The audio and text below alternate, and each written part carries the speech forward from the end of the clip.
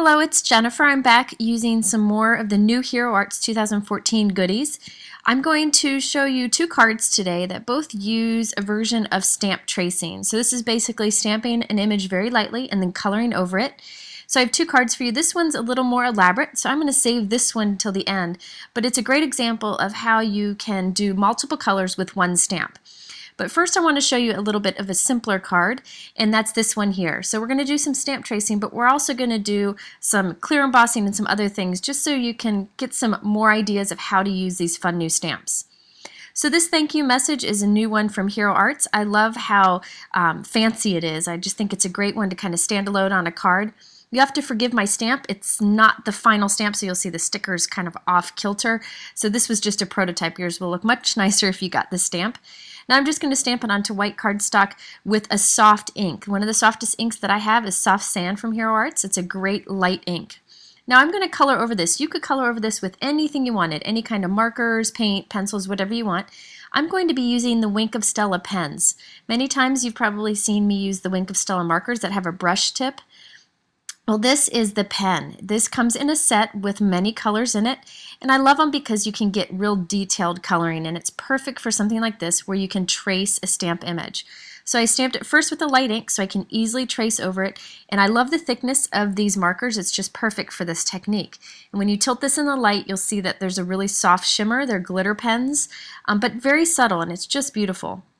Now I'm going to go ahead and follow the stamp image where there's like a second little line, a shadow line, and I'm going to trace over that with a lighter shade of the green Wink of Stella pen.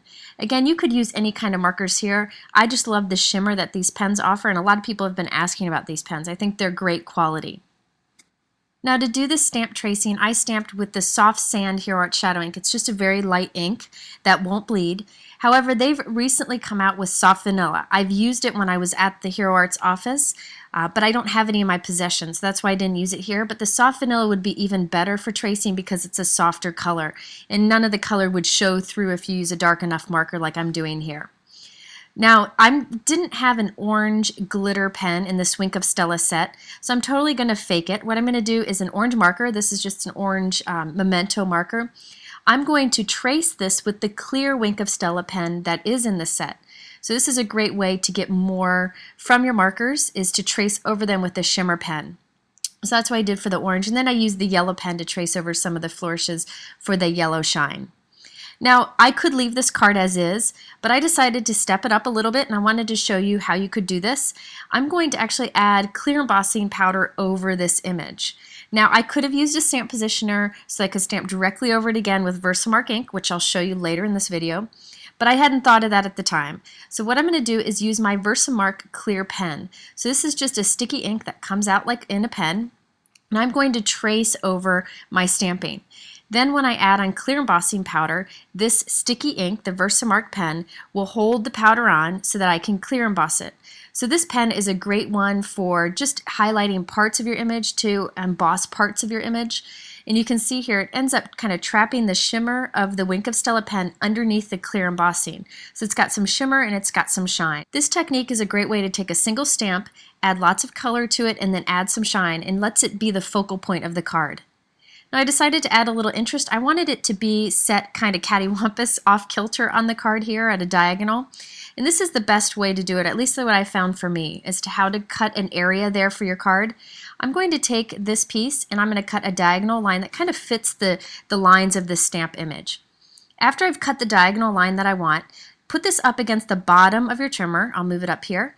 And then cut again. And this will give you a nice square right angle there on the bottom corner.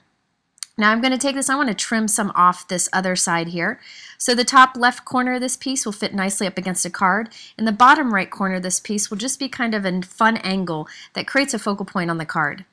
And I wanted to matte this with black cardstock just to kind of, I think it's fun to matte with black when you have a lot of bright colors. So I'm going to take this and glue it right into the corner of some black cardstock. So once I have this here, I'm going to go ahead and use my trimmer once again to trim this piece down. Now you could leave this as a square piece or rectangle piece right in the center of a card or keep it straight lines, but I think this diagonal line adds a little bit of interest. I decided to make this card a little bit smaller than what I usually use. This card is 3.5 by 4 7/8, which is called a 4-bar size card. It's just a little bit smaller, and you can get envelopes in this smaller size, or you can just put it in your regular envelopes. So you can see how this compares to a regular note card here. I'm going to grab the other note card, and you'll see that's the regular 4 1/4 by 5.5. This is just slightly smaller, and it seemed to work with the piece that I had cut down. So this card shows one way that you can use stamp tracing in a very simple way to get a multicolored stamped image. I wanted to kind of step it up a little bit and show you how you can get more from this technique, and that's what I did for this card here. This time I used a stamp positioner to help out, but I still used some stamp tracing to get the multiple colors there on the word blessings. So this is a stamp positioner. This isn't exactly how a stamp positioner is supposed to be used, but this is one way to use it. This is also a new Hero Art stamp here. This is just a prototype, so it doesn't have a sticker and it's not on the right size block. If you were to buy it, it would look normal. Mine's just a prototype. And I'm going to use some sticky tape, you could use some scrap paper, to block off all the words so just the word blessing is showing here. I find that this helps in getting a great multicolored stamped image. Again, I'm using the soft sand ink. You'll notice I don't really put a ton of ink on the stamp. You really don't need a ton. Now I'm going to take my paper and put it right into the corner nook here of my stamp positioner, and I'm going to take the stamp and do the exact same thing. Put it in right into that corner, then press down right onto my paper. So now I have the word blessings only in a soft ink, and I can trace over this in different colors.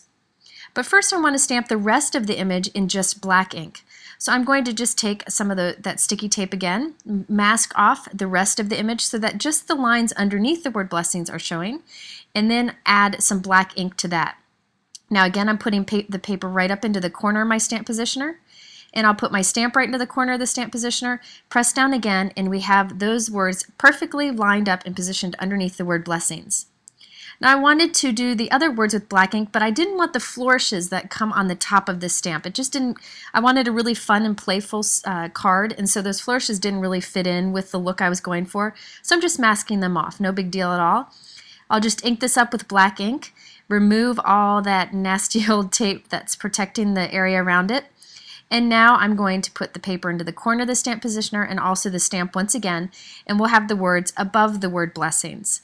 So there's a great way to get, a big greeting stamp like this, some of the words in black and some of them in color. Now I'm using my Wink of Stella markers once again to trace over these letters. Again, you can use any form of coloring for this. I just really like this color. I like the amount of shimmer it puts out, and it ends up giving you a very even coverage when you color over it. Folks have asked how these compare to the Wink of Stella brush markers, which you've seen me use. Those have a brush tip, which is great for covering large areas. These have a fine tip, so they're great for coloring in tiny areas. You could use the brush tip to do this technique here, but I think it'd be harder to fill in these tiny little letters.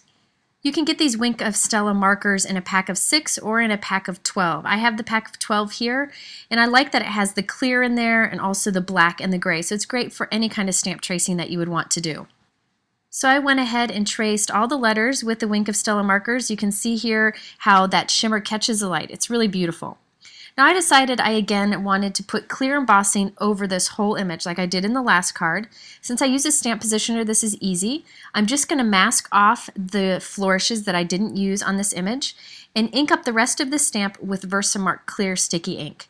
Now I'm going to use the stamp positioner once again, so I'm basically stamping right over all the stamping I've already done, but with a clear sticky ink. So now that I can add some clear embossing powder over it. I decided to really kick this up a bit. I wanted a bright and shimmery card, so instead of using a regular clear embossing powder, I'm using one with sparkle in it. Now this is going to cover and hide all the Wink of Stella that I did underneath because this is a lot more glitter in this powder, but this was just an afterthought. And I love how putting this clear embossing with the sparkle over the black makes the black sparkly too. This is a great way to add embossing to any kind of multicolored stamped image that you've already done. Just use a stamp positioner and you can stamp clear ink over anything you've done and then put embossing powder. Now for the background, I wanted to add lots of shimmer again, so I'm using the new Hero Arts Tiny Flags background stamp and stamping it with the clear Versamark sticky ink on the pink cardstock. And then I'm going to add this glitter embossing powder once again. Now this is going to be pretty ostentatious. There's going to be a lot of shimmer and a lot of shine and a lot of bright colors, but that's the look I was going for. You can use more toned down colors to get a completely different result. But you can see the great look of this tone on tone shimmer on the background here. It's a great way to take a simple background and really draw attention to it. I created my card base from 110-pound Neenah cardstock. This is new and it's nice and thick and I just love it. And then I went ahead and matted my stamped piece with some black cardstock and put some foam dots on it. I love how I just take these little foam dot pieces and just throw them off the screen here. And I'll just add this onto my card. So you can see how I took a basic greeting, used some techniques to kind of pull attention to it and add lots of shine to it. So I hope this inspires you to try stamp tracing and also to put clear embossing or some sparkle embossing on top of your image just to grab some life to it. If you're interested in any of the products I use, they're linked below in my YouTube description, or you can go to my blog for much more information. Thanks so much for watching, and we'll see you again in the next video.